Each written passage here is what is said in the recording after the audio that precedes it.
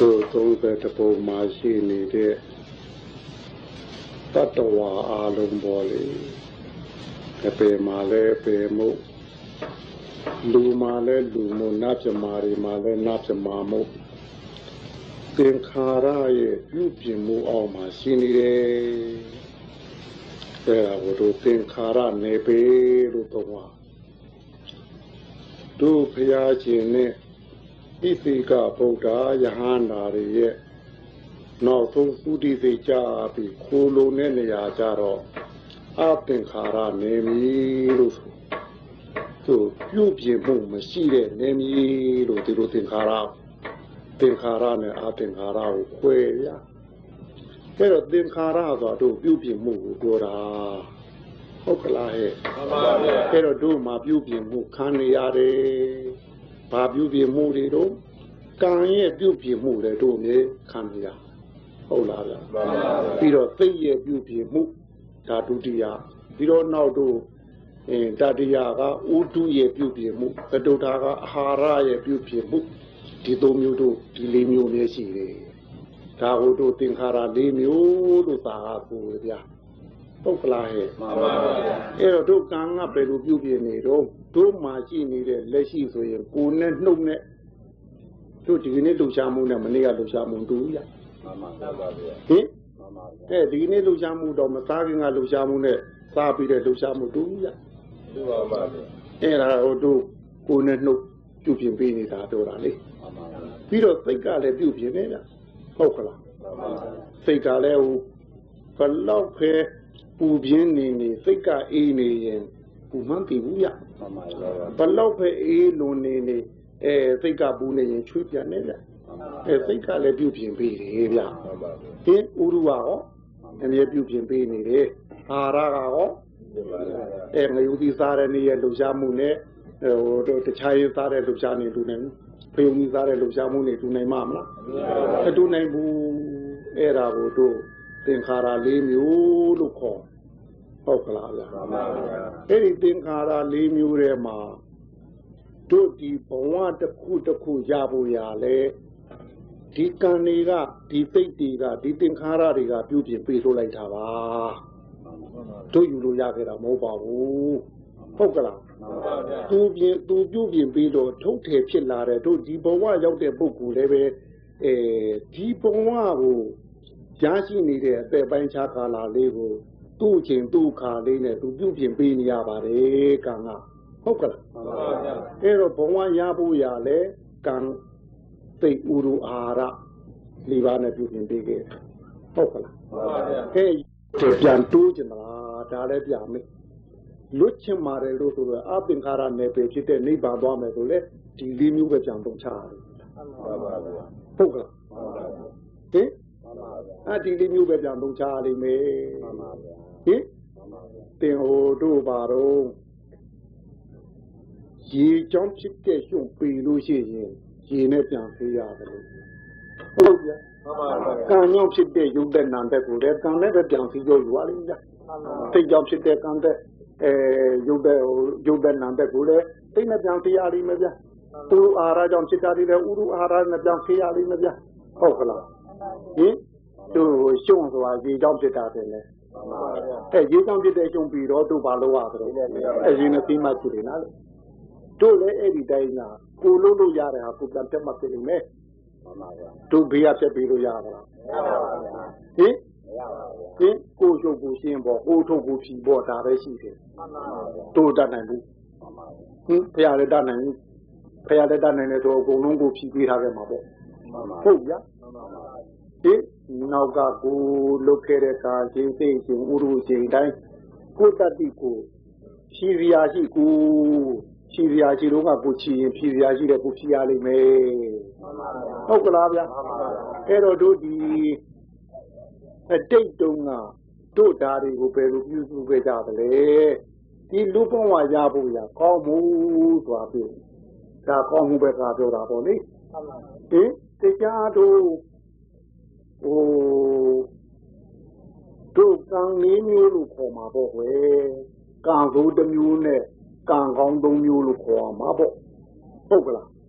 tôi có đủ quay lại để cả lại rồi à cú đủ đâm nhu này cú đủ đông nhu lúc thì được quay không cả à cú đủ đâm nhu vào đó tôi đi kuna cam chất pin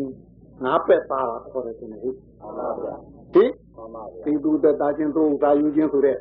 xong vì am mẹ thì ta đi cùng mà xong vì này lúc không cả ngà với gì đấy bố ngà con ra bio tôi đấy bố tầm á đi không cả cam chất pin ngà này đã mà ngà với gì đấy hà đi không cả ngà con ra bio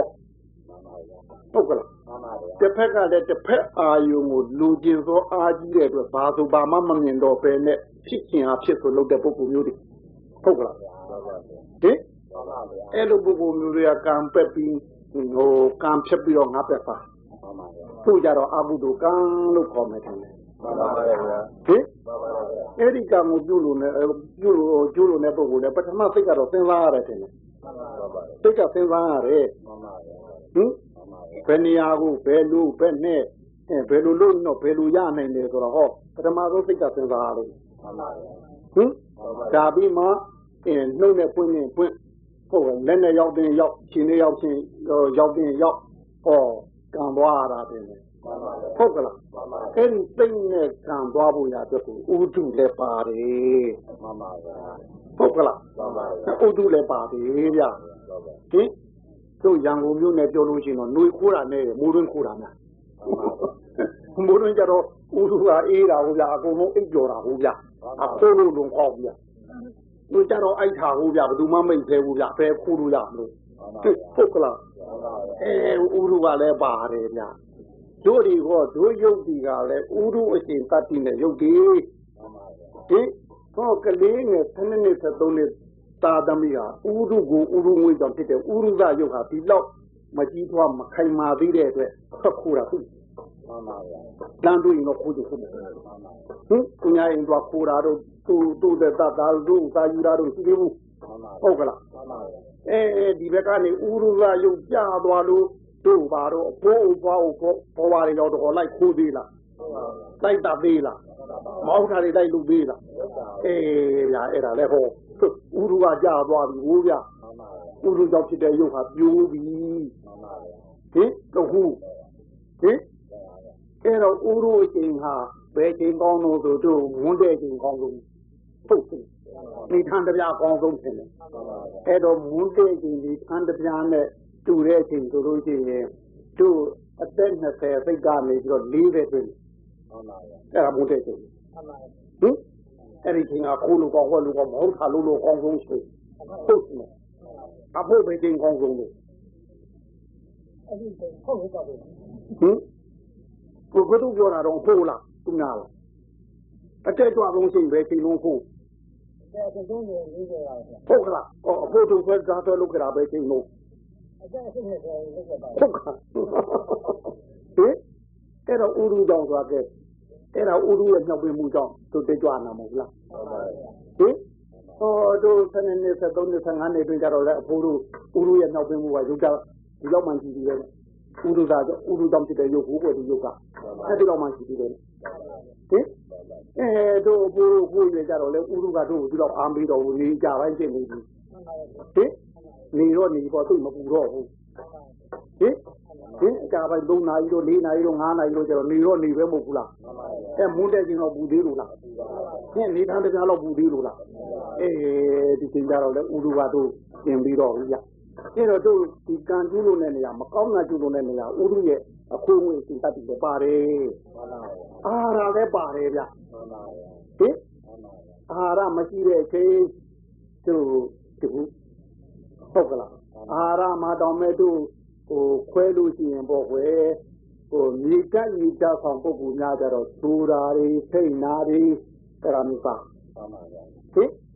ထူတာလေးတွေစိတ်နာလေးတွေစားဘုဒ္ဓသာရာကြည့်လိုက်လို့ရှိရင်လည်းဒီတုန်းကဆိုအဲ့လိုတို့ပထဝီဆောင်အဘောဆောင်ပုဂ္ဂိုလ်များကြတော့တွေးအေးတာဟုတ်ကွယ်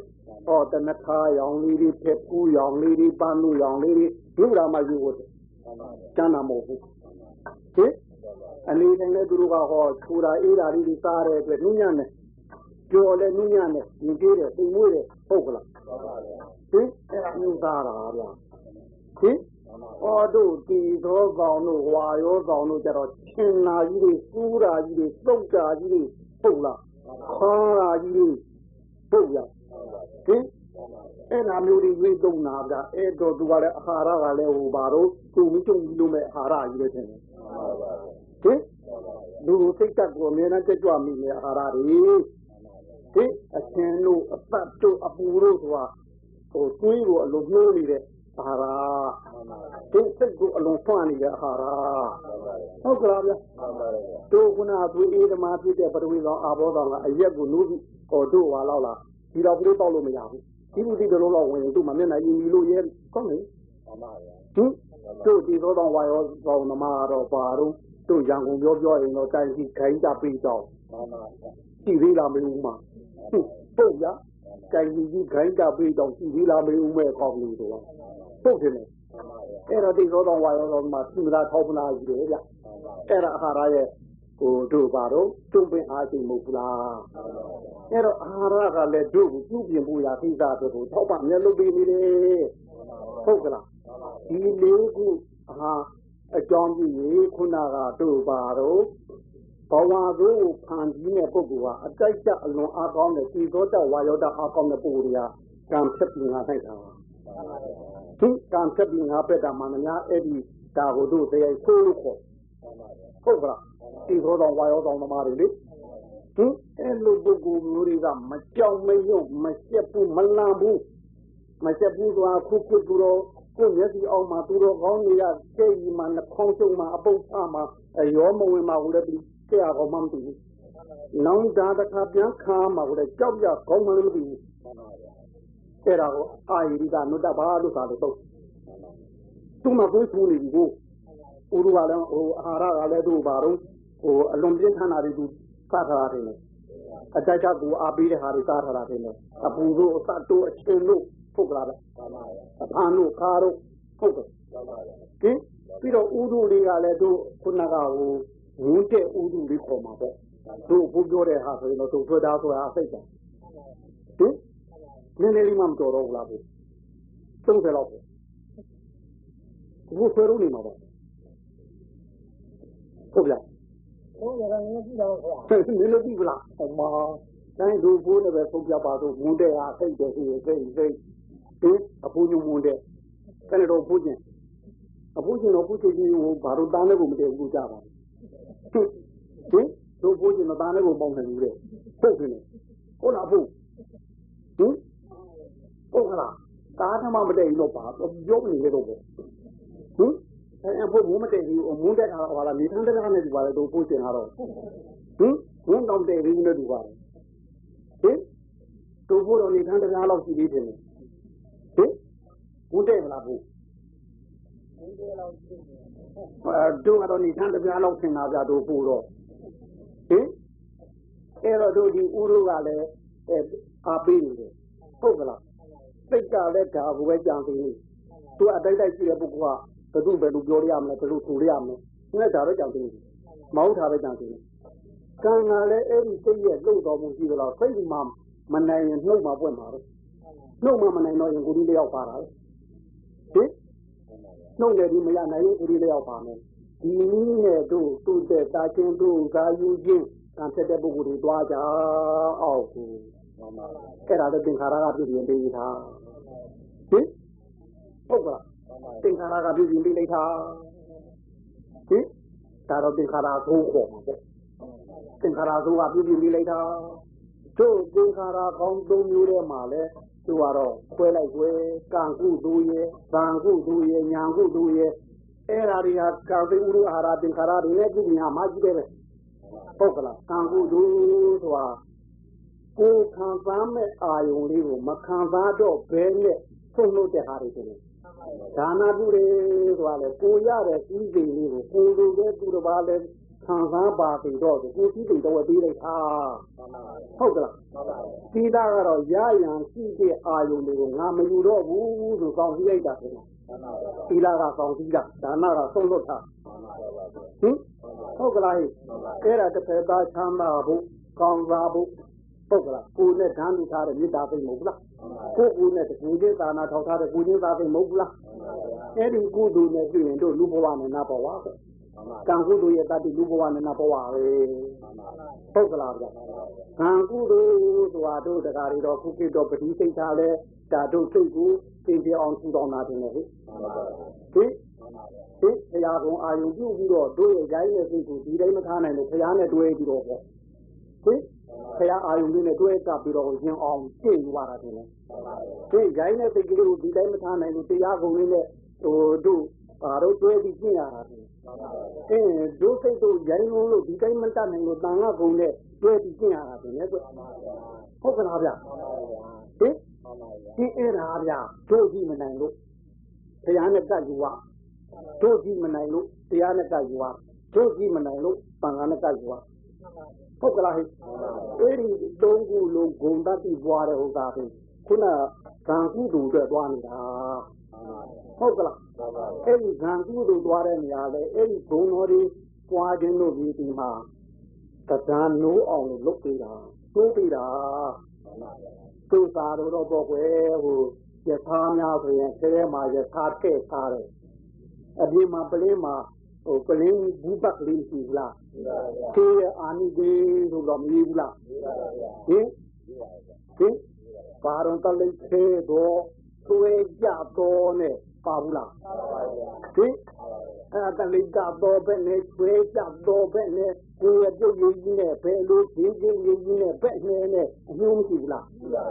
အညွှန်းကိုဖတ်ကြည့်တာကပလင်းနဲ့စိတ်ကောက်ပြီးရှင်လို့ဟင်အဲ့တော့အညွှန်းဖတ်ကြည့်ရုံနဲ့ဘယ်လိုသွေးကြပြောက်ပြီးရောတလိတ်ကတော့ပြောက်တယ်ဟင်ရင်ကြီးရင်ကဲတော့ပြောက်တယ်အဲ့တော့ရင်ကြီးရင်ကဲပြောက်ရှင်တော့ဘာလို့ရမှာလဲဝိုင်းလည်းကပြီးတော့အဲ့တော့အရဟံဘုဒ္ဓဒုက္ခနောမူတိုက်တော်ဖျားသူ့ဂုံလေးနဲ့ကိုယ်စိတ်ကိုတွဲထားရတာတယ်အမြဲတမ်းပြောနေလို့ဆိုရင်ဘုဒ္ဓဒုက္ခတိုက်တော်ဖျားဘုဒ္ဓဒုက္ခတိုက်တော်ဖျားပါဠိလိုအရဟံမှာပေါ့လေဒီဘုဒ္ဓဒုက္ခတိုက်တော်ဖျားအဲ့ဒါလေးအာယုံပြုနေတဲ့အချိန်မှာအပေါင်းကြည့်တာတွေးနေသလားအတိကိလေသာတော့ကိုပြေးလိုက်နေသလားအဲ့ဒါတစ်ချက်မှလိုက်တစ်ချက်ကိုပွားလိုက်လို့တစ်ချက်ကိလေသာတခါတည်းပြောက်ထွက်သွားတာအဲ့ဒါဒီကတိစိတ်တရားကိုစိတ်ကကိလေသာကိုတွန်းလိုက်ပြလိုက်တာဘာလို့လဲသံဃာကိလေသာတော့လိုက်ပြတာလေဟင်တစ်ချက်မှတည်းဒီအောင်းနေကြောက်ပြီးအဲ့ဒါကြောက်ပြီးအဲ့ဒါကံနေတယ်ဟင်အဲ့ဒါဗုဒ္ဓနုတ္တိနဲ့နုတ္တိသာဝင်ကားတာဗျသူကတိုင်းကလည်းပထဝီကလည်းအဲ့ဒါလည်းသံနေတယ်အဲ့တော့တို့ဒီပထဝီဆိုတော့ပထဝီကနေတစ်ဆင့်ဟိုဘက်ကိုတခါတည်းဘိညာတရားမှာပေါ့ကမာရီကနေပညာတက်မှာတို့ဒီဘုရားကုံကြတော့တရားကနေပညာတက်မှာဟင်ဟိုပထဝီကတိုင်းတို့ဘာတို့ဆိုတာအဲ့ဒီသံကတော့တို့ဒီသမာဓိကနေပညာကိုတန်းသွားမှာတို့ဒီကတရားကနေပညာကိုတက်မှာအဲ့တော့ပူဇော်တုခံတော်မူလိုက်တော့ဘုရားပါတကားပါဠိလိုအရဟံပေါ့ဒီအရဟံလို့တို့ကပွားလိုက်ရင်အရဟံကြောင့်ဟိုမတိတဲ့အရေးမကြီးဘူးလူကျင်တာတော့တိတ်ကလေးအဲ့ဒီပတိလုံးနဲ့စိတ်နဲ့ကြည့်တဲ့နေရာဖြစ်ပြီးအရဟံဆိုတဲ့ဘုရားကုံမှာတိတ်ကလေးကြည့်နေလို့ဖြစ်တယ်ဒါပဲလို့ဆိုကြည့်တာမကြည့်တာလူရင်းမဟုတ်အဟောမတွေးတာဆိုကျင်တာနဲ့အတင်းတော့ကိုလိုက်မပြေးသေးချင်တာဒါလေးတစ်ခုပဲရွေချက်တာပဲမဟုတ်ဘူးလားအဲ့တော့ပူဇော်တုခံလိုက်တော့ဘုရားပူဇော်တုခံလိုက်တော့ဘုရားတက်တပါပြောနေဟင်ကိုယ်ကကူနာကြသွားရင်လေးလေးနဲ့ဘာလို့ပူဇော်တုခံလိုက်ကလေးဆိုဟင်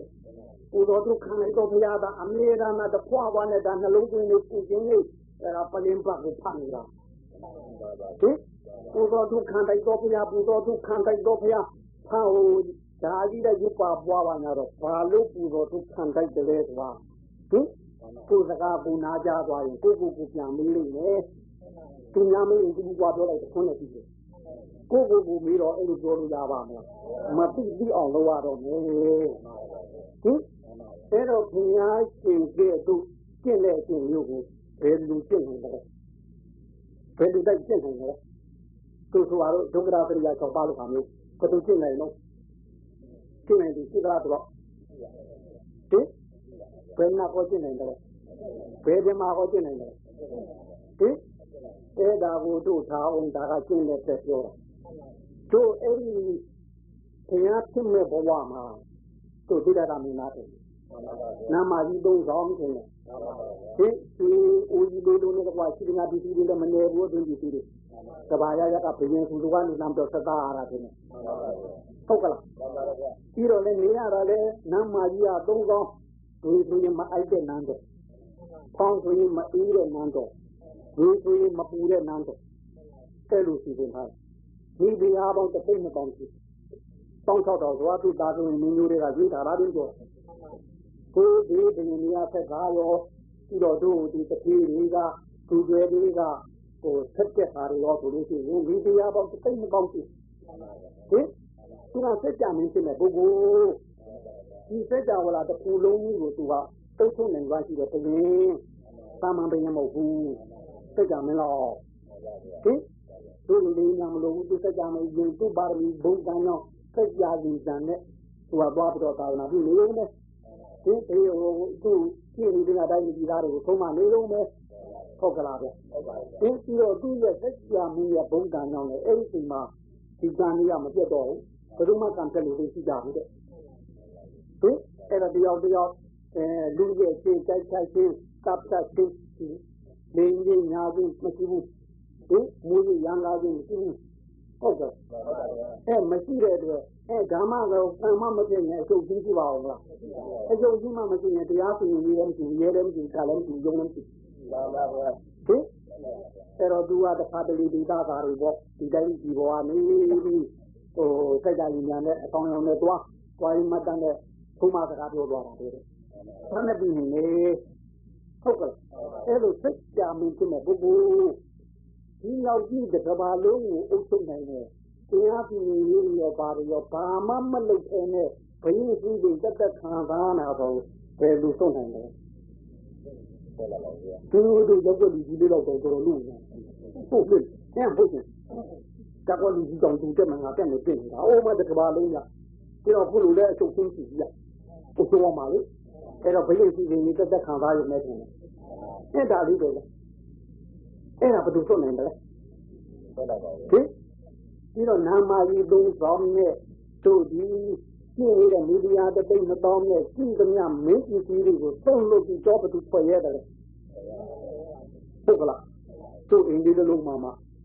သာမပြည့်စုံဘူးဟုတ်ကလားဟင်ဘာတော့ဖတ်တယ်ဒီတယောက်တော့ထားခဲ့နိုင်ဘူးလားဟင်ဘယ်လိုဘာလို့လို့မို့ဘာလို့လို့ခွင့်မသားပါဘူးရကြီးမရှိပါဘူးသိတာကမှဘာလို့မထားလဲဘယ်နာမှာတော့တောင်းအောင်တယ်ဒီဘူးလားတောင်းအောင်တယ်ဒီဘုဒ္ဓနာလေးအဲဒီဘုံမြင်ဘူးတော့လည်းမဟုတ်တော့ဘူးဟင်ကိုမတဲ့တုံးတောင်းထားပြရဟုတ်ကလားအခုဆုံးထားတယ်ဘယ်လိုဆုံးရဲဒါကတော့ဟိုမိဖုရားတွေလည်းပေါင်းမှများလို့ကျိုးလို့တိုင်းနန်းတော်ကြီးများလည်းနေရာပါများတော့ဘယ်လောက်ကောင်းတဲ့နန်းတော်ဖြစ်အနည်းကြားလိုက်ရင်တဲ့ပုံနဲ့ပါမှမဟုတ်ဘူးနေရာကတော့ပြင်တော်အဆောင်ယုံကြီးတယ်လို့ကောင်းတယ်လို့ဆိုရတယ်ကြာနေတော့တဲ့ပုံနဲ့တူတူမှုပဲနေနဲ့ကောင်းနန်းတော်ကြီးတွေဒီစစ်ကင်အောက်ကိုတူနေရတယ်ဒုက္ခကိုတင်နေတာဒီဒုက္ခခံနေတဲ့တတ်တိလို့ရှိသေးတယ်ဟုတ်ကလားပြီးတော့ဒီတို့နန်းတွင်ထဲမှာရှိတဲ့ဟိုတို့ဘုရင်ရဲ့အသုံးဆောင်စားတော့လူကိုဤဒိတ်အတီအေးကိုတည်ပြီးတော့ဒီသူများကလို့တော့သမင်းကျန်းဟင်းကျန်းကိုတည်စားရတယ်ဒီအလောင်းတော်စားတာကတော့လေကြောင်းမျိုးမကြဘူးလို့အကျဉ်းကြီးကိုတို့ဘုရင်စားတာခုလုံးမဟုတ်ဘူးတို့တကာကြီးတွေတဲ့ဟိုတို့ဘုံကြီးတဲ့ပုဂ္ဂိုလ်တွေကိုတို့ဒီမင်းတို့ခုတုန်းကဆိုစဘာကိုအမျိုးသမီးတွေကဒီတပလုံးလေးတိုင်းကိုလက်သေးလေးနဲ့ခွဲရတာတဲ့အဲမကြည့်ရဘူးတဲ့ကိုယ်သွားကြည့်သွားမှာဆိုလို့တယ်ဗျအလုံးလိုက်ကြည့်ဗျခွဲရတာတဲ့လက်သေးကောင်းနဲ့ဟင်တို့ဘာနာဝန်အောက်ကမှုတန်းကလေအဲသူကခွဲရင်ဟိုအားကောင်းတဲ့မိမကပါလို့ရတယ်အဲ့ဆံလုံးလေးကိုလက်ကျွေးနဲ့လက်မနဲ့တလုံးကြီးပိုးရတာတဲ့ဗျဟုတ်တယ်ဖေးစားဖို့လေဟင်လုံးကြီးပြောရင်လေဟိုဆံပေါ်မှာရှိတဲ့အမေးကုန်လေးလေ ပါမလို့အဲ့အမျိုးကအားကောင်းတာဟုတ်အဲ့တို့တက်ကြည့်ခံစားဘူးခုနတို့အပေါ်တို့အကြည့်တက်ကလေးလဲပါသွားမှာတို့လို့ပြီးတော့ကြည့်မှလဲစိုးလို့တဲ့အဲ့ဒါမျိုးသားတာဗျဒီကအခုတော့ဒီညာပန်လေးကလုံချမ်းကိုကြီးတွေစားတာပฏิစားရဲမလို့ဒုက္ခရိုးလို့သွတ်နိုင်တဲ့ဟောဒုက္ခကိုတူးခံလို့ရတော်တော်ခင်းနေဟုတ်ကလားဗျဟင်ဒီအဲ့ဒါဒီထားကနေနာဗျပြီးတော့ဟောတို့ကတော့ဘယင်းဝတ်တဲ့ပိုးလို့ညို့ညံ့နေတဲ့ဟာဒီအကုန်ပဲထားလေဒီမင်းကြီးတွေမှာပြစ်ထားတဲ့သမိတ်ဒုတ်တို့ဟုတ်ကလားကိုအတုပါရီမှာပတ်ထားတဲ့ပစိုးတို့အင်းကြီးဒုတ်တို့အဲလိုအမိုက်ပုံလို့တေးရိုင်ကုန်လို့ဘယ်သူမှမတုံးရင်တော့ပြစ်ထားတဲ့တိုင်စင်မဲ့တွေကိုဖတ်တော့ထုတ်ပြီးတော့ဘယ်သူဝတ်တယ်ဟင်အဲ့ဒီကတော့တို့ရဲ့တတိကောင်းနေပြီဟင်ဒုက္ခပဲနေတာတဲ့ဒုက္ခခံနိုင်ကိုဒုတိယဆင့်ရှိသေးတယ်ဒုက္ခကတော့ရိုးလို့ပဲနေနေတာဟင်ဒုက္ခဘယ်သူမှခံနေလို့အဲ့တော့သူ့လိုတတိမျိုးလူလည်းမရှိဘူးနတ်ပြည်ရဲ့ဒီကာမပင်နေတဲ့တတိရှိသလားအဲ့နတ်ပြည်မှာလည်းရှိဘူးဓမ္မတွေမှာပေါ်ရှိသလားသူဓမ္မဆန္ဒလေးနဲ့သူနေကျင်တာပဲအဲ့တော့ဓမ္မမင်းကြီးကလည်းငါတက်သားပဲဟုတ်လားနာမင်းကြီးကလည်းငါတက်သားပဲလူမင်းကြီးကလည်းငါတက်သားတယ်ဆိုတော့သိခါကြတာဘူးတော့ကြတာမဟုတ်ဘူးလားဟင်အဲ့တော့လူမင်းနာမည်ဓမ္မမင်းကတော့ပူဇော်တဲ့သူလို့ရှိရင်တော့ဒီတမနာတမပြပါတမဘာလို့ပြလို့တော့ဟုတ်ကလားအဲ့တော့ဘုရားဟာဓာတ်ကြောက်ပြီးတော့သူခံတိုက်တယ်လို့ခုံးပြတဲ့ကြပြီးငါလဲပြေးဆိုပြီးတော့တရင်နေရာပြေးကိုတောင်းမအောင်လို့အဲ့ဒီကုန်းနဲ့ကြွားတာဟင်ဘုရားသာသူလို့ပြောငါလဲပဲဆိုခုပဲလည်းနေထိုးရတော့မှထင်တယ်ဟင်တို့ဘာဘုရားဘာလို့ပူဇော်သူခံလိုက်တဲ့ဓာတိတာပြီးဆုံးလို့နိုင်လို့ဒီလိုရှင်းနိုင်လို့ဒီပြရလာခဲ့ပြီဆိုရင်ငါလည်းပဲဘုရားသားတော့ငါလည်းပဲဘုရားသမီးတော်ဆိုကိုယ့်ကလည်းရုပ်ပြန်ဖြစ်အောင်လို့ဒီကုံတော်ဒီဘွားခိုင်းတာဘုရားကသူနာမည်ကောင်းရအောင်ဘွားခိုင်းတာမဟုတ်ဘူးဟင်ကလင်းပါသူဖတ်ပြီးကလင်းနဲ့အဖေကိုတောက်ဖြစ်အောင်လို့အဲ့ဒီကလင်းပါကိုဖတ်ခိုင်းတာဟုတ်ကလားအဲ့ဒါကံဝင်ကားတာကံကုသိုလ်ဟင်မြေတာပွားတဲ့ပုဂ္ဂိုလ်မြေတာသိနေတာပြီးသွားတို့တာတာတာဝေယဟွန်းသူမဟုတ်ကိုနဲ့တန်းနေထားတဲ့စေတနာလေးအတွင်းကတာတာတာဝေယဟွန်းသူဘလောက်အော်နေကိုနဲ့ဘဝစိတ်ကိုတန်းနေမထားနိုင်လို့မြေတာသိမဖြစ်နိုင်ဘူးဟင်ကိုနဲ့ဘဝစိတ်တန်းနေထားနိုင်ရမယ်ကိုနဲ့ချင်းတန်းနေထားနိုင်ရမယ်ကိုနဲ့ကျက်တန်းနေထားနိုင်ရမယ်အာလုံးတတ္တဝါအလုံးပေါ်ကိုမိမိနဲ့တန်းနေထားနိုင်တာကိုမြေတာသိအဲဒီမြေတာသိထားနိုင်မှုဆိုတာကိုကျိုးတာသိရှိမှတယ်ကိုနဲ့တူတူကာမထောက်ထားတဲ့စိတ်ဒီ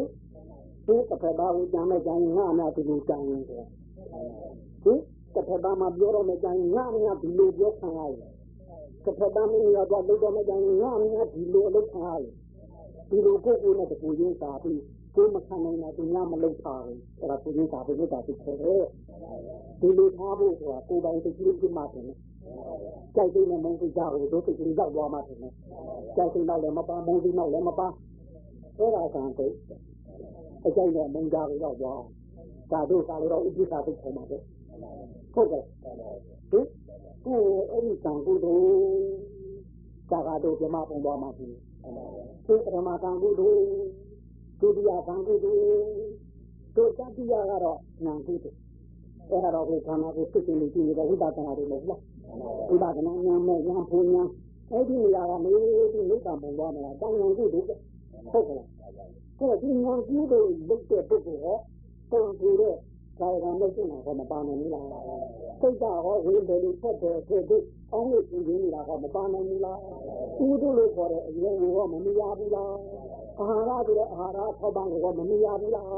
အဲ့ဉာဏ်ကုသိုလ်လုပ်တဲ့ဒီတန်ဖိုးဥအာဟာရသင်္ခါရပါမှာပဲတန်ဖိုးလုပ်တော့ဒီကံကြီးကိုလုပ်တော့ဘာပါမှာပဲညာဟုတ်ကလားဘာပါမယ်ဆိုတော့ဒီဘဝရဖို့ရာလက်ချက်ခင်းတာလေတို့ခုဒီလူဘဝရောက်တာတဲ့ကံကိုသူကောင်းတယ်ဟင်အာဂုဒီရောက်ကြတာဒေါရနဲ့ဒီကံကြီးဒေါရဒီကနောက်ဆုံးဖြစ်တယ်အဲ့ဒေါရပြီးနောက်ဆုံးဆွဲရပါပါလေ နေရတဲ့ခါအဲ့တော့အဲ့ဒါဒေါသစိတ်ကသူ့တာတော့ပြောတာမဟုတ်ဘူးအဲ့ဒီမကြည့်တဲ့စိတ်ကလေးတော့နှလုံးသားရတဲ့စိတ်ကလေးအဲဒီကနေကြာရင်ကိုယ့်ကိုယ်ကိုဘာမှမသိတမီးလေးကြီးဘာမှမရှိဘူးဘယ်လိုရောဖိုးဆောင်နေတယ်လို့လားဘယ်လိုရောဟင်ဒီလိုတော့ပါဘူးဟုတ်ကလားဗျဟင်ငါမရှိတင်မင်းနင်းတော့ခွေးပြေးလိမ့်မယ်နဲ့ဘာအောင်မှတင်တယ်ကိုခွေးဖြစ်မှာတော့မသိဘူးတူသွားပြီပါသေးလားမပါတော့ပါဘူးလိမမနေရင်တော့ကလေးတွေနဲ့ဟင်ကြည့်ထိန်တော့နဲ့ဘာအောင်မှတင်တယ်မပါတော့ပါဘူးဟုတ်ပါမလားဗျဒီကနေ့ကြဖွားတင်မိရတဲ့ဘေးနာကနေပြီးတော့ဇပ်ပုတ်ကောင်းတယ်ဗျမြန်သေးခိုင်းမှတရှုပ်နဲ့ဟင်တော်ကျုပ်ပြစ်ထားခဲ့မလားဒီကိုအောင်ညတော်ကျုပ်ပြစ်ထားခဲ့မလားနဲ့ဘေးနာဇပ်ပုတ်ကလည်းကောင်းမယ်ရအဲ့ဒါမြန်သေးခိုင်းတာတရှုပ်နဲ့လေဟင်အဲ့တော့အဖိုးချစ်ဆုံးညီလေးတွေဘေးနာမှာလည်းငုတ်တုတ်ကလေးတွေရှိသေးတယ်ဗျကဲဟုတ်ပဲအဲ့ဒါမြည်လေးကြီးလိုက်ပဲနဲ့တော့မျက်နှာလေးညှိုးသွားမှာလုံးအောင်ရုံးပါပါဘာနေရုံးမှာပါလေဘယ်ဟာကြီးနေရုံးမှာဘယ်တော့ရုံးမှာတော့ခုမှအသိမရှိသေးပဲနဲ့ဘယ်တော့ရုံးမှာတော့အဲ့ဒီအသိတွေကဟိုနာကြမှာရုံးလို့မရဘူးဗျပြင်ရမှာပါဒီကနေအဲ့လိုသတ်ဖို့လေကောင်းမယ်တို့ကြလာမှသွားတော့ငါတွေ့ခဲ့တာပေါ့ဟိုကြားကြတာပေါ့ဖိုးချီကျူးတဲ့ဖိုးပူတဲ့နှစ်ယောက်ရှိဖိုးပူဆိုတာအဘိဓမ္မာဆရာကြီးကျက်လက်နယ်မှာအဘိဓမ္မာတွေလျှောက်ပြီးဟောပြောနေတာဟုတ်ကလားသူကနေတာသမီးအိမ်နေရတာမိလေးတယောက်အလွန်ချစ်ဒေဂာနီကြတော့သမီးလေးကလည်းဘေးနာမှာငုတ်တော့မျက်နှာငယ်လေးနဲ့မျက်ရည်တွေကစီးကြလို့စိတ်နှလုံးမသားရအောင်လုပ်ပေးနေတာလေဟင်ဒါသတ်ဖို့သိအောင်ခိုင်းတဲ့သတ်ဖို့လေမြည်လေးကလည်းမြင်းငယ်လေးကိုတို့ထိုင်တဲ့ခါသားလေးဆိုတော့ငုတ်တုတ်ကလေးနဲ့ကြောင်တောင်းအဲ့ဒါဒီအဖိုးပူဟာသူ့အဘိဓမ္မာတရားကိုတတ်နေတဲ့အဖိုးပူဟုတ်ကလားယူကြောင်နာကြောင်တန်ရောစင်ကြောင်ဒါတရုတ်တွေသူအကုန်သိပြီးသားပါဗျာသူကိုယ်တိုင်လိုက်ခေါ်နေတာပါဗျာသူများတွေဒီကနေ့သူလိုက်ပြီးတော့ဟိုမိတ်ဆွေကောင်းကြီးဖြစ်နေလိုက်ပို့ထားတဲ့ပုဂ္ဂိုလ်ပါဗျာသူများသာပို့နိုင်တာ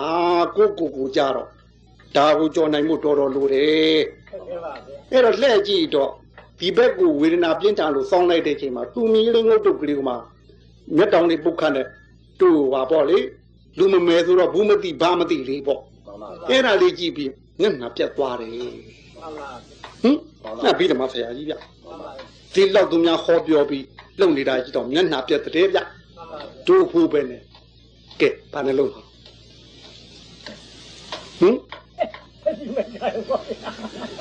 အဲ့တော့ဟိုကဘာလို့လာပြီးတော့တင်မိရလို့ရင်ပါကလေးပုတ်ပြီးတော့ကိုအောင်ညွန့်နဲ့ခေါ်ဦးမှာပေါ့ရလာခေါ်မှာပေါ့ဗျာလှုပ်ပြီးတော့ငွေစီကြီးပိတ်ထားတော့အမလေးသိပြီးထင်မရဲ့တော့နဲ့ဟိုကလည်းထိတ်လန့်ပြပါဆိုတော့ဟာတင်မိလို့ဒုက္ခရောက်ပါပြီဆိုဖွင့်ကြည့်ရမှာပေါ့တန်ဖို့ပြအောင်ပါဗျာဘယ်လိုသင်ရပါပါဘာနဲ့မဲ့တော့ဆင်းညမပါလေလာကြမှာပြီဟိုဘက်လဲဒီဘက်လဲနဲ့အဲ့တော့သူ့တပည့်ဖြစ်သူခိုးချစ်ကျူကရိပ်မိလိုက်တယ်သူတော်ကောင်းစာတင်ရအလုံးစုံဆရာကြီး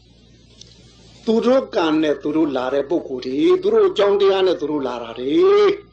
သူတို့ဘဝဆရာကြီးမရှိလေဒီတက်ကောင်းရင်ကောင်းမယ်ဟုတ်ကလားဟုတ်ပါ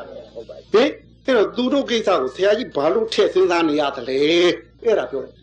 အဲ့မှာသူတတိယသွားတယ်မျက်စိလေးမျက်နှာလေးပြန်ကြည့်သွားတယ်သူတော်ကောင်းဆိုတာအဲ့နေရအလုံးလို့ဆုံးဟုတ်ကလားဟိဟုတ်ပါဗျာ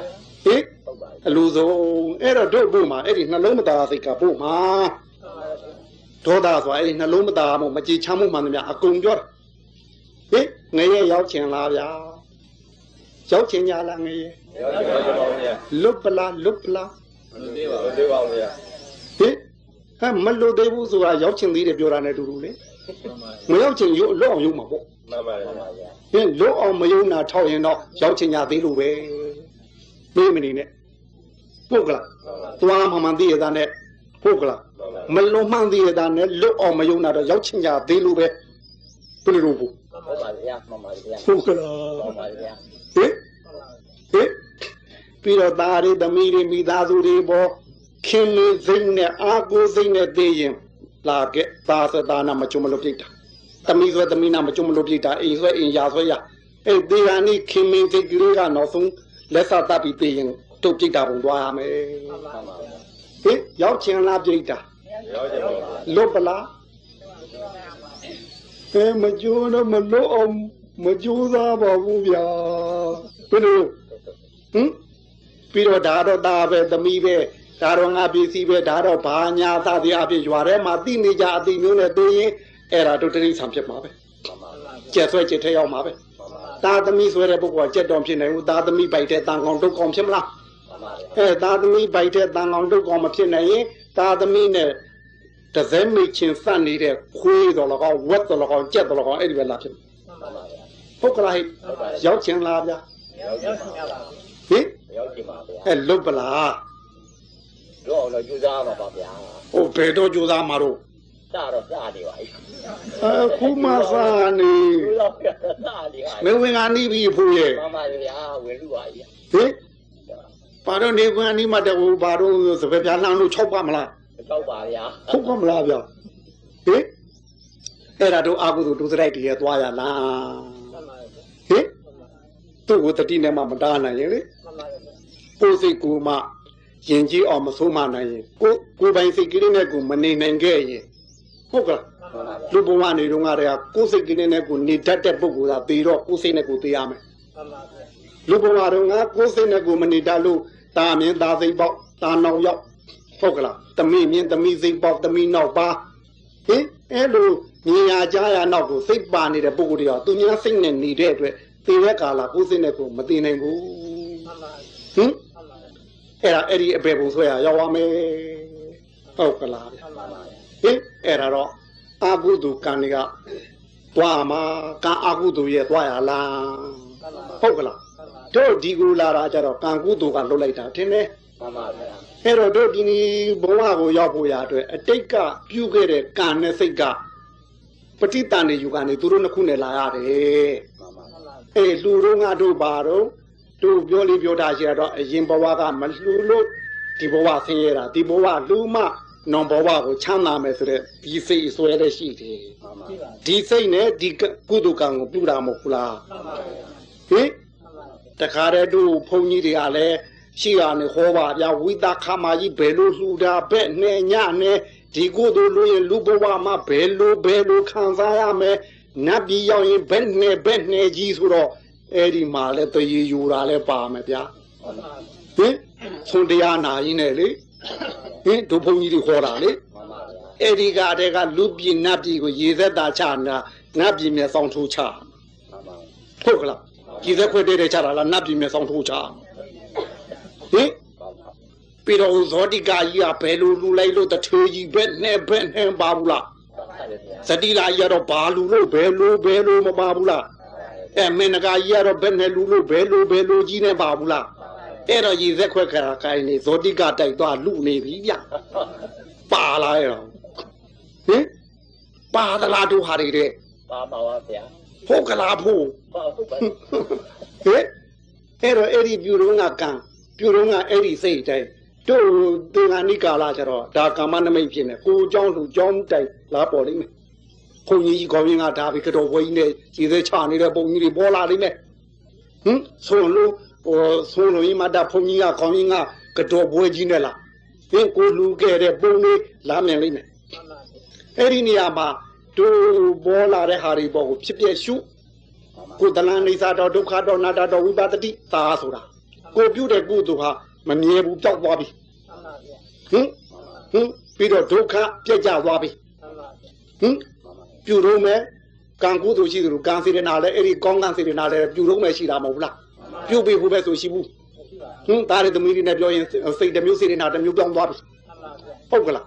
တောင်ပြတ်သွားပြီကုသိုလ်ပြုတဲ့ဘာရလိုက်တယ်လဲသဘောပဲထင်တယ်အရှင်ငွေတက်ကလေးပဲထင်တယ်စေတနာရဲ့အရှင်တက်ကလေးပဲရလိုက်တယ်ဘာမှရှိဘူးအဲ့ဒါကိုအနတ္တလို့ပြောတာအဲ့တော့ကုသလနေသတော်ဒုက္ခတော်အနတ္တတော်ဝိပဿတိတို့ငါပေါ်လဲဒီသုံးချက်နဲ့မြင်အောင်ရှု အလူဝတ္ထုပေါ်တဲ့ဒီသုံးချက်နဲ့မြောင်ရှုပုဂ္ဂိုလ်ပေါ်တဲ့ဒီသုံးချက်နဲ့မြောင်ရှုဟုတ်ကလား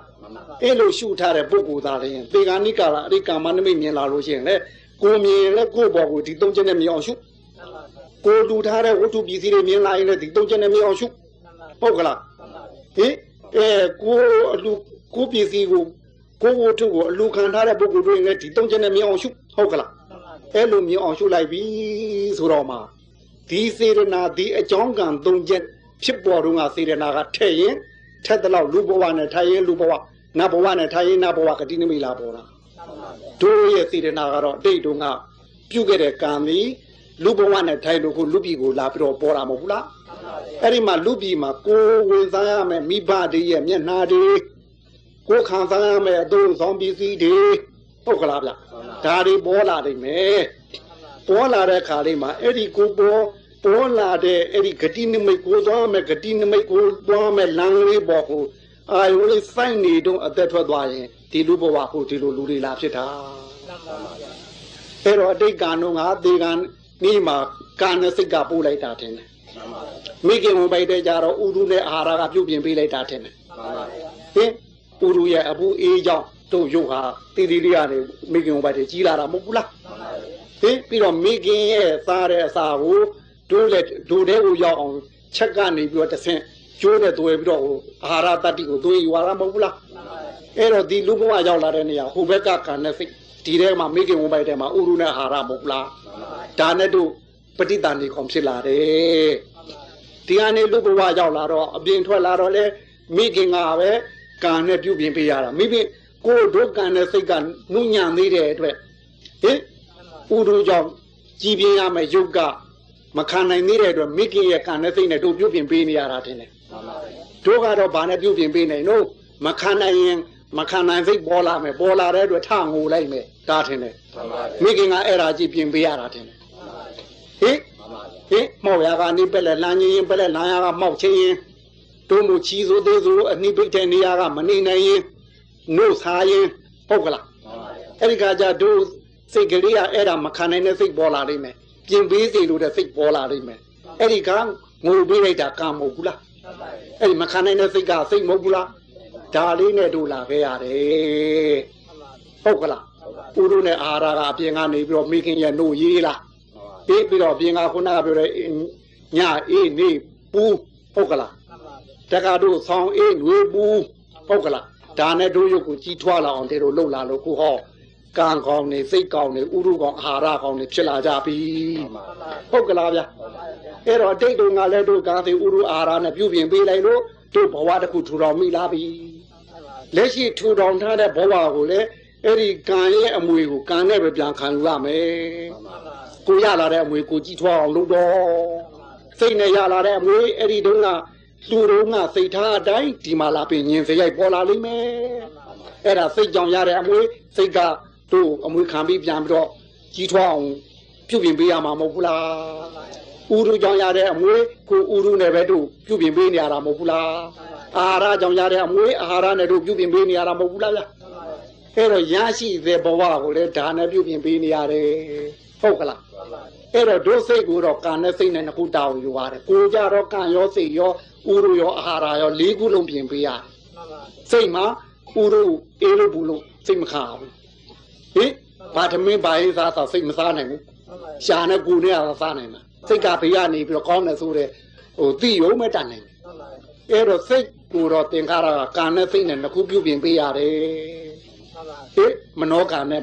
အတွေးကြမနောစိတ်ကလေးမဟုတ်ဘူးလား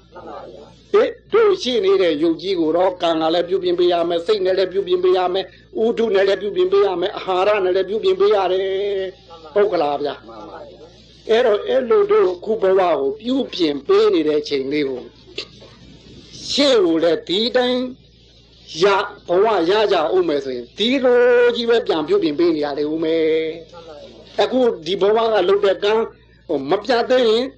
နောက်ဘဝလည်းဒီကံကအမွေထခံအောင်မှထင်တယ်ဒီဘဝကစိတ်မပြတ်သေးရင်နောက်ဘဝလည်းအမွေခံအောင်မှထင်တယ်ဟင်ဒီဘဝကဥရုနဲ့အာဟာရနဲ့ပြုပြင်ကြတဲ့ဟာကိုလည်းကိုယ်လည်းပြန်ပြုပြင်အောင်မှထင်တယ်ဥရုရှိတဲ့နေရာတို့နေအောင်မယ်အာဟာရရှိတဲ့နေရာတို့နေအောင်မယ်ဟုတ်ကလားဗျာအဲ့တော့ဒီအရင်ကလည်းဒီလိုပဲ ပြုပြင်ပြီးလက်ဆင့်ကမ်းလာတာဘဝကြီးကို 妈妈， ဟင်ဟွာပေါ့မိကြီးမရှိတဲ့အိမ်လိုပဲ 妈妈， တို့ငယ်ငယ်တုန်းကတော့မိကြီးရလို့ရှိတာမလို့ဟဲ့ 妈妈， တို့မိကတ်လာ 妈妈， ပြင်းမှုလေးနဲ့လေအဲ့ဒါမိုးရင်းကြရတာမဟုတ်ဘူးဗျအဲ့တော့မိကြီးရှိမရှိတဲ့အိမ်ဟာဟို24နာရီဟိုမိအမြဲ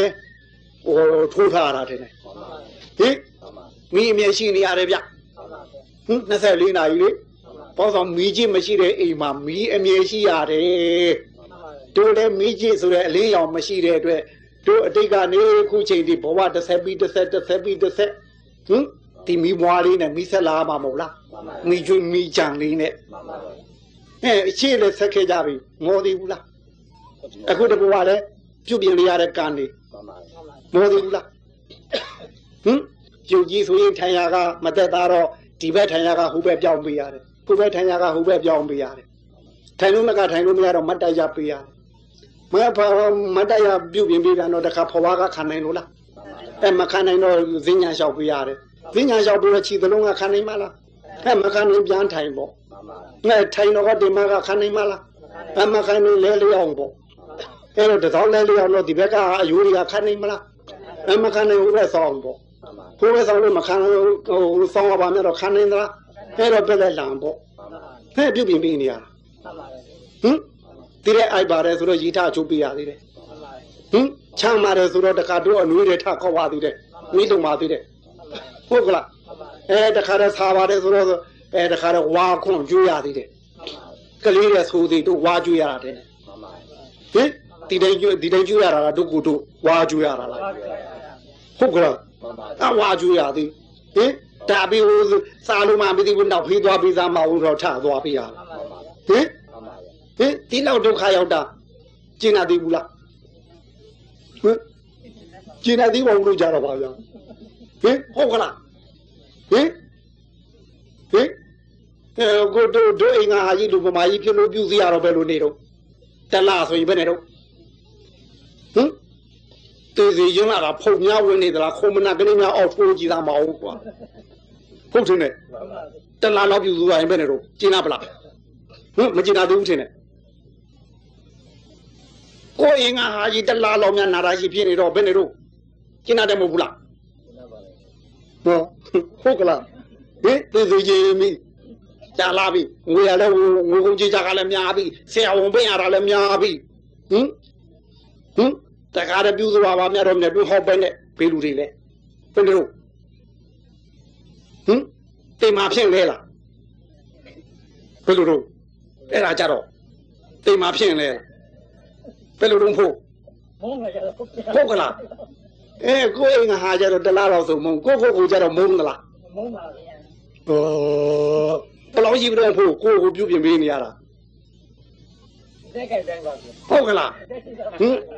ဟင်အဖွားတင်နေချစ်တယ်ဆိုတာဘယ်နှခါမှကြည်တွန်းပေးတော့ဘယ်နှခါကြည်တွန်းပေးတော့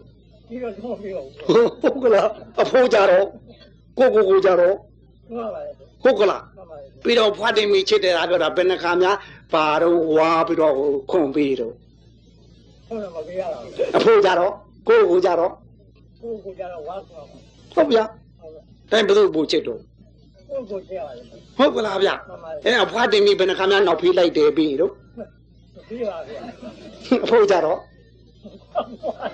ဟုတ်ကလားဗျမုန်းနေဘူးလားမုန်းနေတယ်ပါဟုတ်ပါမလားဗျဟင်ဘယ်တော့မုန်းနေဘူးလားဟုတ်ပြေလို့ရတော့မုန်းနေဘူးနဲ့တူပါတယ်ဟင်တီလာကြီးပြုပြင်ပေးနေရတာမုန်းနေဘူးလားဟင် 我对吧？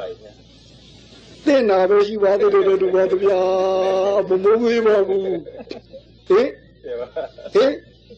ဟုတ်ကလားအင်ကြရင်ဟိုဘာလို့မရကခိုင်နာကချော့လို့ရတယ်ဟဲ့ငါကိုရိုကြီးရှိမှုလည်းကားပြောတာပါဆိုတော့ကိုကြတော့ချော့လို့မရဘူးဗျာဟိုကြတော့ရွေးတိုက်ပြီးကိုကပူပြီးနာပြမှာဘယ်လိုခံနိုင်မှာမလားဟင်ခံနိုင်မှာမလားကိုကြတော့ဟိုကြတော့ကိုရိုကြီးရှိကိုခုနကတင့်ပြီလို့ပြောတဲ့ဟာကြီးတော့တိရောပေါ့ကွာဟင်ပူပြီးနာပြမှာဗျာခန္ဓာကိုယ်ကြီးကဘယ်နဲ့တို့ခံနိုင်မှာမလားအရွှဲတိုက်တော့မှခန္ဓာကိုယ်ကြီးတို့ဟင်မရတာတောင်းမှလို့ရတာကိုခန္ဓာကိုယ်ကိုတောင်းမှလို့ရတာမဟုတ်ဘူးဟင်ပို့ပြပြလိမ့်မယ်ဗျကိုနာပြလိမ့်မယ်ဗျဟ တက်ပဲနဲ့တော့ မှန်ပါဗျာ မုံနေဘူးလားမုံနေပါဘူးနဲ့တူပါလေမင်းတို့ရတော့ဘူးရဟောဟေးအဲ့တော့ဒီလိုပြုတ်ပြင်းနေတဲ့ဒုက္ခကလွတ်ချင်အဲ့ဒီပြုတ်ပြင်းနေတဲ့ဒုက္ခကလွတ်တဲ့နေရာအသင်္ကတဆိုတာနိဗ္ဗာန်မဟုတ်လားအာသင်္ခါရဆိုတာအဲ့အစွဲမရှိပါဟင်ရှိသမျှအစွဲတွေကိုကြောင့်ဖြစ်တာကြီးတယ်သူများကြောင့်ဖြစ်တာတခုမှရှိဘူးဟင်မယားယူတာလဲကိုဘဝကိုချစ်လို့ယူတာသူ့ချစ်လို့ယူတာထင်မနေနဲ့ဟုတ်လေယူတာလဲကိုဘဝကိုချစ်လို့ရတာသူ့ချစ်လို့ဆိုတာလကားသွားလိမ့်တာဟုတ်ကလားဟဲ့ဟင်အဲ့တော့ကိုတီဒီကိုဘဝလေးကိုตาရောက်အောင်ဖြောင်းပြီးအောင်ချမ်းမြေ့အောင်ပြောအောင်ရွှင်အောင်ဆိုပြီးတော့တို့ဒီလောက်ထိပြုတ်ပြင်ပေးရတာသူကဒုစကားဘယ်လောက်နားထောင်လဲတသိန်းကမှဟဲ့ကောင်လေးမတော်ဘူးဆိုရတယ်ဦးမယ်တို့တသိန်းနဲ့ဆိုသည်မနာနဲ့ဆိုလို့ရသလားမအုံနဲ့ဆိုတာသူပြောလို့ရသလားဟင်မညောင်းတဲ့အုံကအလုံးများသေးလို့ဆိုလို့ရသလားနင်းဒီနေရာအတာလေးနဲ့ဆိုလို့ရသလားပြည့်တသိန်းနဲ့ဆိုသည်ဒုက္ခနာဖို့သူ့လိုသာလိုက်နေရတာသူကတို့လိုတစ်ခါမှလိုက်ဘူးမုံသေးဘူးလား ဘုန်းကြီးမာကြီးက အိမ်ကြသိမယ်ဖို့တော့တို့ရှိသူ့သွားပြီးတော့မတော်မတရားပြောတာအဖို့အိမ်ကြသိမယ်မင်းတို့ဟင် ပြီးပဲဒီတော့ဗျာ ဟုတ်ပါဆိုတော့ဟင်အဲ့တော့ဒုက္ခတို့ဒီလောက်ဒီကိုကြီးပြုတ်ပြင်ပေးနေတာချင်းလုံးအားကြီးတော့မုံဝကောင်မှမသိတာ မှန်ပါဗျာ အဲ့ဒါကိုချင်းလုံးအားကြီးလို့မုံဝကောင်မှမသိတာဗျဟုတ်ကလားအဲ့တော့တို့ဒီဟာကို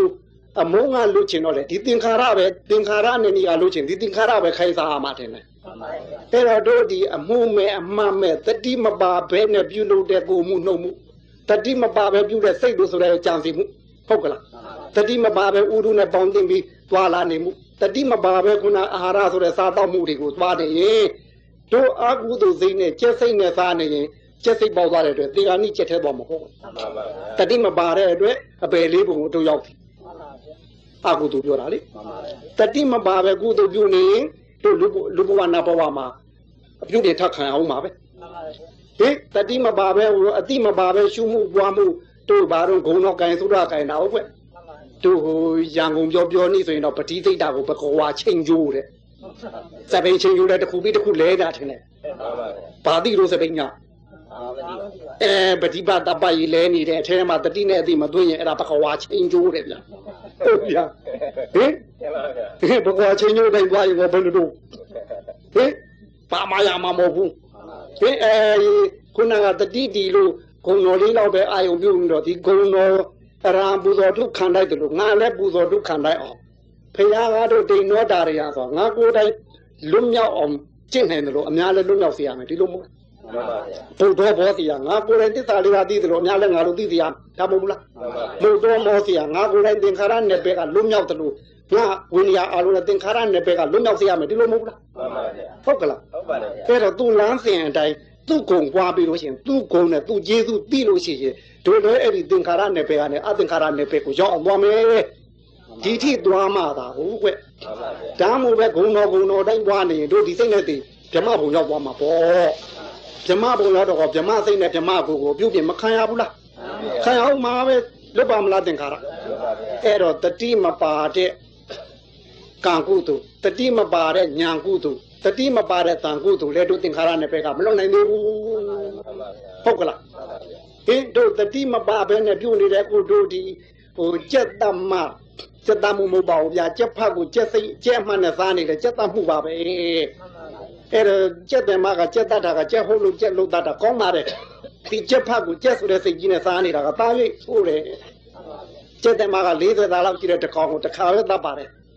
တို့က40သားမဟုတ်ပါဘူးတစ်ဖတ်ကိုပဲဘယ်နှခါတတ်နေတယ်လဲကြက်ဆိုတဲ့စိတ်နဲ့တတ်နေဟင်ဒီစိတ်နဲ့သားနေတို့အကုသိုလ်ကံအကုသိုလ်ပဲကွဟင်သွားဦးမယ်ဒီကနေ့ကြက်စိတ်ဆွဲရင်ကြက်ထဲရောက်မှာသူ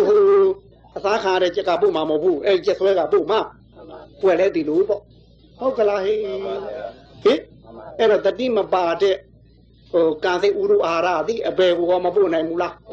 ငရေကိုပို့နိုင်တဲ့တတိမပါတဲ့ဟိုသင်္ခါရကထင်တယ်ဟင်တရိစ္ဆာပို့မှာလဲတတိမပါတဲ့သင်္ခါရကထင်တယ်ပြိတ္တာပို့မှာကောတတိမပါတဲ့သင်္ခါရကထင်တယ်အတုရကေဘုံပို့မှာကောတတိမပါတဲ့သင်္ခါရကအဲ့တော့တို့ဒီပေါက်ပြီးသွားပြီးအပြုပြင်ခံခြင်းအထက်ပြီးတက်ပြီးပြုပြင်ခံခြင်းဘဝဖြစ်တဲ့လူဘဝမှာပဲပြုပြင်ခံခြင်း အပြုပြင်ခံရင်းနေတယ်များပြုပြင်ခံရအောင်မှာပဲအဲ့တော့ပြုပြင်မှုနောက်ကလွတ်ချင်ရင်ဘယ်သင်္ခါရလို့တတိမလွတ်နဲ့တော့ဒါလေးပဲဟင်တို့လူဘဝရောက်တဲ့ဒီသင်္ခါရလွတ်လို့ရပါမလားကံကလည်းလုံးနေရမှာပဲကိုမှုနှုံမှုတွေလေအလုံးအမှာပဲစိတ်ကောလုံးအမှာပဲဟင်ကင်းနိုင်မှာမလားဟိလူဖြစ်တယ်လေလူသင်္ခါရကင်းမလားဗျာယဟန်ဖြစ်တော့ယဟန်သင်္ခါရကင်းမလားဗျာဘယ်သူမှကင်းဘူးဗျာယောက်ျားဖြစ်တော့ယောက်ျားသင်္ခါရတွေလိုအပ်ပါလိမ့်ဦးမယ်ဗျာမိန်းမဖြစ်တော့မိန်းမသင်္ခါရတွေလိုအပ်ပါလိမ့်မယ်ဗျာတတိမရှိရင်အဲ့ဒီသင်္ခါရတွေမှလည်းများပေါက်ရင်သွားရင်သွားမသွားအထက်ပဲပေါက်တဲ့အထက်မသွားရင်အထက်မကြအောင်မကြလူပုံမဲရောက်ပါ